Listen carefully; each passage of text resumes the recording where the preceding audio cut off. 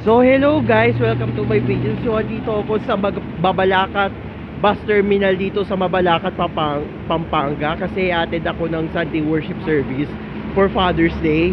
Syempre bibisitahin ko si Dayan, and napapansin nyo, haba naman ang pila ng mga bus.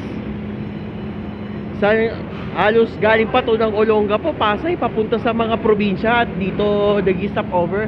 Ayan yung Volvo BR7 ng Cisco, yung Yutong C12 Pro ng Victory Liner na galing pa ng Olongapo, biyahe pa ng Baguio.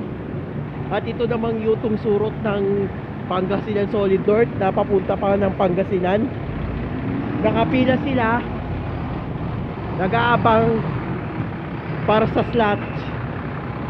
Napakadami ng bus dito sa Mabalacat ngayong Father's Day.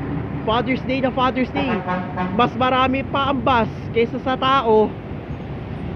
Pero pag Semana Santa, pag Undas at saka Pasko, Bagong Taon, napakadami naman ng tao at saka kokonti lang ng mga bus.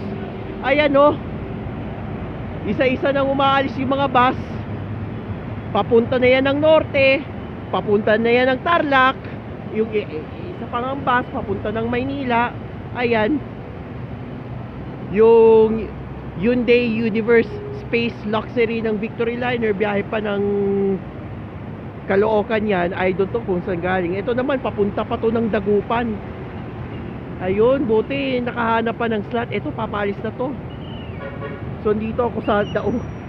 Ang dami ng bus, pero kokonti lang ng mga tao. Ayun lang.